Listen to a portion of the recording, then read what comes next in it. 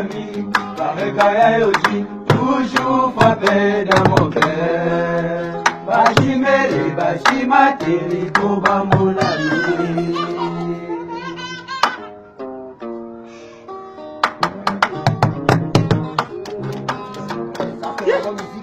Maman Charlotte est toujours vers au bas de Tango. L'idée est que il faut un Nzambe na nyonso. Nyonso quoi. Kweza nzoto, koleka suka na nzoto. Kwengo eza elengi. Koleka suka na elengi mama ye. Amona yo santima, amona yo suka na desi.